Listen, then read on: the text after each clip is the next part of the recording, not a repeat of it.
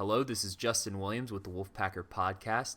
I'm joined today by resident wrestling expert Ryan Tice, managing editor of the Wolfpacker and Wolverine magazines covering NC State and Michigan. Ryan, you've had a lot of work to do today, but we're ready to unpack some wrestling with you. You were up early this morning covering all the action, and about a 12-hour day for you of watching wrestling matches. So as a reminder to our listeners, please subscribe, rate, and review this podcast wherever you listen to us. We're on Apple Podcast app, Spotify, Google Play, pretty much everywhere you listen to podcasts, and you can always listen to us on thewolfpacker.com. Also, you can watch us on the YouTube, so follow our YouTube channel at The Wolfpacker, and please give this video a thumbs up. So, Ryan, without further ado, I'll open the door for you. Kind of give us your general feelings after a full day of wrestling. How was it? Did it live up to your expectations after a 2-year hiatus from the NCAA Championships? And what was your main takeaway from NC State's performance today? Yeah, it's interesting you mentioned that 2-year hiatus. I mean, that means there's a lot of guys on the NC State team that are redshirt sophomores and have never had a chance to wrestle at the NCAA Championships before. And I mean, talking as a guy who's been there before, I mean, the first time you see 8 mats on the floor at, normally it's at a NBA or NHL arena. It takes you aback at first, to be honest with you. I mean, but these guys grow up wrestling in big time national tournaments. So I don't think it's too much of a change, but I thought overall pretty solid day for NC State. They went 13-5 in their 18 matches. The big news, the top line news, I would say, is they set a school record. They've got 5 guys in the championship quarterfinals.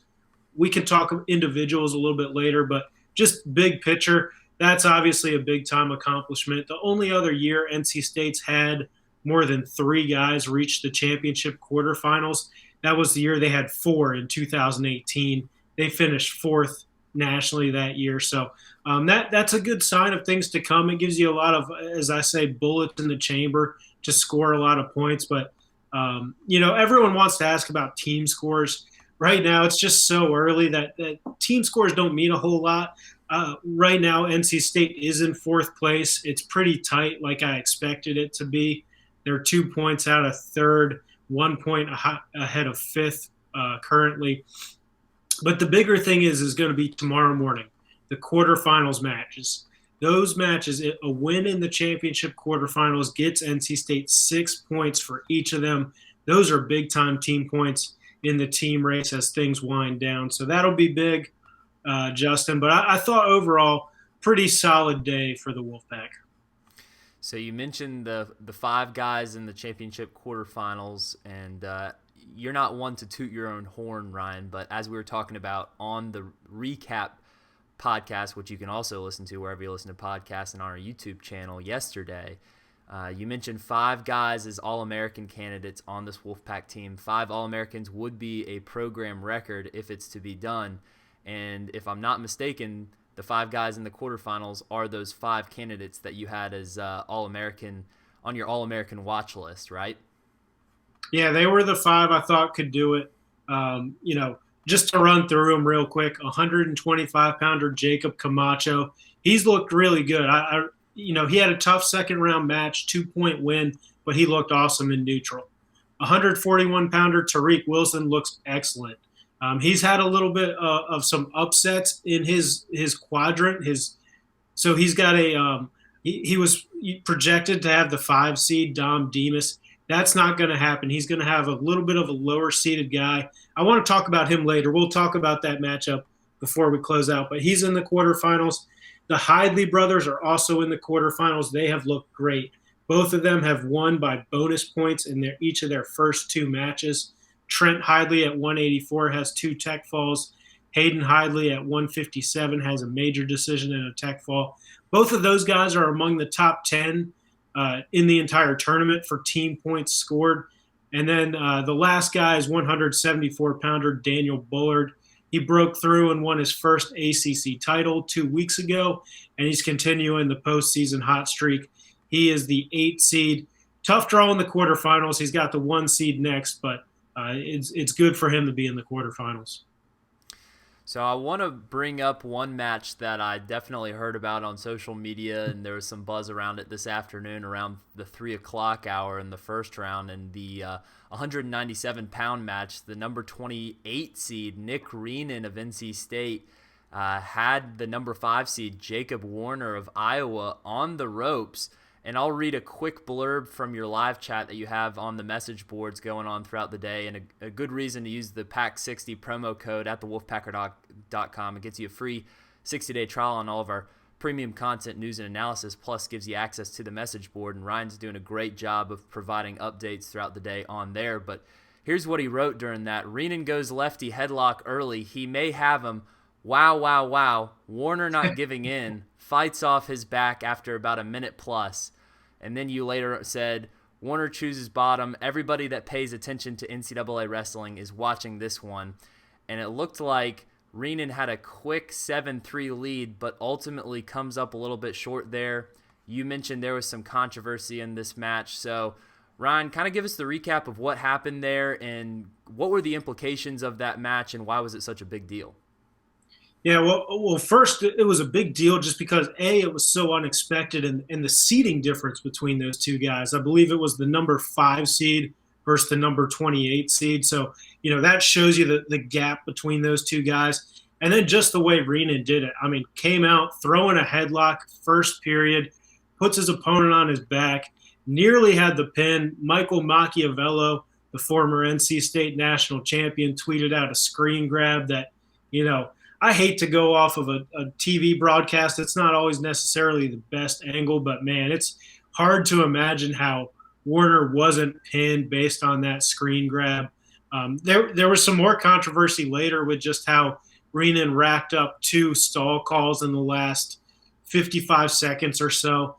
So a lot of controversy there. But Reenan, unfortunately, did take the number 5 seed to the ropes, fell in that one, dropped to the wrestlebacks and lost his first match in the consolations. So he's actually the one guy that's been eliminated so far. But, it was definitely an exciting match, round 1 with Nick Reenan. I think you've mentioned Michael Machiavello in the past in front of me, and the side observation here, that is just a phenomenal name in the world of wrestling. I mean, when you think of like the prototype wrestling name, Machiavello, that's just such a great wrestling name. But anyways, that's just a dumb side observation here, but love stuff like that. So Ryan, just based on what you saw today, do you think NC State kind of lived up to what you expected, maybe exceeded expectations, or were they a little bit lower than what you thought? It's the one thing that is disappointing is Nick Reenan being eliminated day 1. There's no other way around that. A 5th-year senior, a guy that's got the credentials he has, that is disappointing. But according to the seeds, I don't think he was expected to win either match. All that said, I think NC State about wrestled to expectations. I mean, anytime you set a school record with 5 guys in the quarterfinals, that's a great accomplishment. Anytime you're right in it for the team trophy race like they are right now, again, don't read too much into those team scores, but they're kind of right on track to finish among the top 4, in my opinion. So I would say they kind of met expectations today. But I thought there were a lot of positive things. The Hidleys, the way they were both scoring points. Jacob Camacho he had a tight match, but like I said, he looked great neutral. And Tariq Wilson, the 141-pounder, I think is wrestling very good right now. When he's on, he can compete with anybody in that weight class in the country. So you've mentioned tomorrow morning is a very big moment for this NC State team on their path in the NCAA Championships. Why is it so big, and what are you going to be watching for tomorrow? It's just big because there's so many team points that are awarded in the quarterfinals. Like I said earlier, a quarterfinals win gets you 16 points. And then a win in the semifinals also gets you 6 more team points. So those are big time opportunities. Those are the biggest point total rounds where you can earn the most amount of team points with 1 win. I do want to highlight 2 matches that will be tomorrow morning. They're both going to be in the semifinals, and I think they're both going to be excellent matches. The first is Tariq Wilson, the 4 seed, taking on Real Woods. He's a guy that's upset some people based on the seeds. He's like the 21st seed. I don't have my bracket right in front of me, but don't be fooled by that ranking. He's a guy that was 19-1 last year, earned the number 3 seed in the 2020 NCAA Championship bracket. He just hadn't wrestled this year before Pac-12s, which resulted in him getting a little bit of a lower seed. But he's really good. That's going to be an awesome match. And then the other one is at 125 pounds. Jacob Camacho, the 6th seed, I believe he is, wrestling the number 3 seed, Brandon Courtney out of Arizona State. That's going to be an awesome match. 2 top 6 seeds battling for the right to reach the semifinals. And that's where Virginia Tech 125-pounder Sam Latona is expected to be. He's the 2 seed. So if Camacho is able to win that match, that sets up a rematch with Latona, a guy he's lost to in 2 close matches this year. Well, some good stuff to watch tomorrow. I'm going to need about, 10 different screens in my apartment. I think I can manage maybe 3 or 4, but there's just not enough. There's so much action tomorrow. The NCAA tournament's going on. You got the women's tournament coming this weekend. All these great wrestling matches. So Wolfpack fans, plenty to watch this week. I know this time last year everyone was sitting around watching Tiger King, so this is a lot better than that. So glad we finally got sports. It is so good and something that I will never take for granted again after last year. But Ryan, any other thoughts or observations you want to share before we wrap this up? No, I think, NC State still got 8 guys alive total out of the 9 they brought. That's a good sign. 5 in the quarterfinals. We'll see how many they can push through to the semifinals.